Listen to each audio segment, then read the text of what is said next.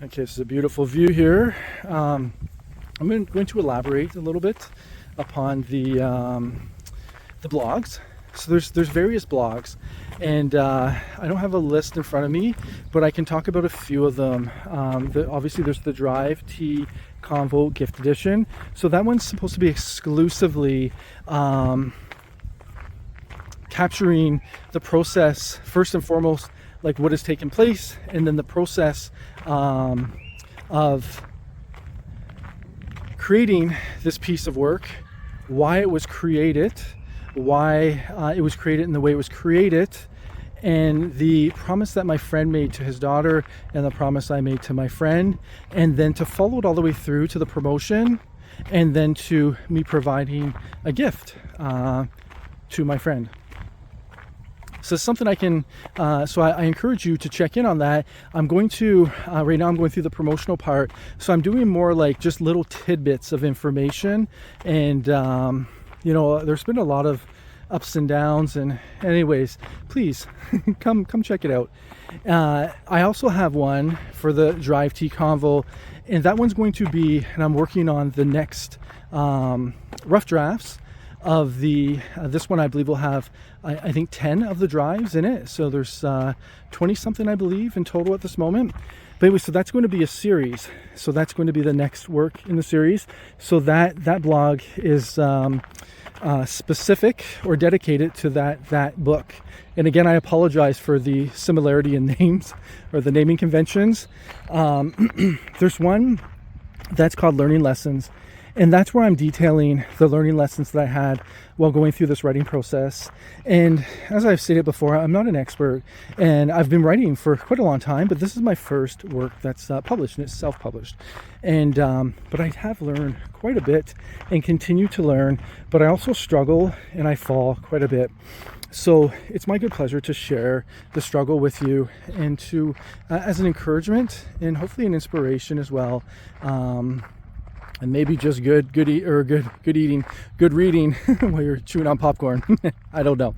But with the learning lesson though, learning lessons, I have posts that will cover a range of things. So one is like, and I like to go in depth with this, and I often use the term ubiquitous.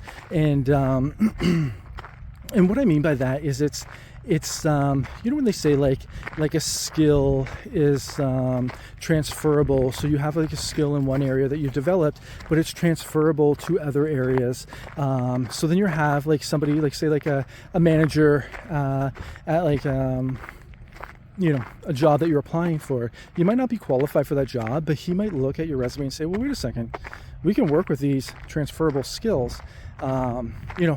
We're just working with different things, different tools, but the skills and the subsequent, I don't know if it'd be subsequent, but anyways, but the work ethic, they're transferable to the duties and requirements for this position. That's what I mean with this. So one of the things I talk about is like even just the process of writing and how overwhelming it is and overwhelming it can be. But the moment you're able to see it like a plate of food, and then simply just do what you do with the plate of food, which is you cut off each piece and you chew slowly. Somebody can bring a cow before you, or 50 pounds of beef, and it's going to be the same process. You just have to break everything into small pieces and sit down and chew your food. But it's much easier said than done when there's not emotions involved, emotions that try to rule your state of mind. So anyways, that's an example of some of the things I'll talk about in that.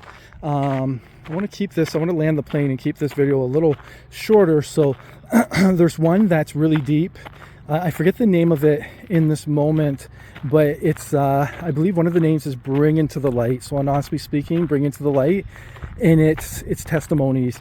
And I will share some really deep and oftentimes disturbing testimonies of abuse that the Lord has delivered me from.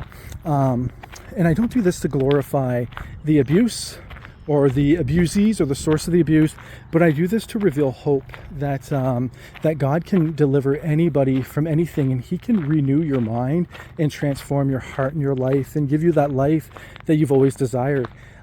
I didn't have this, nobody taught me this when I was going through it. So it was always in the core of my heart that because I always believed, I didn't doubt or waver in my faith. I believed what Jesus said and what is in His commands.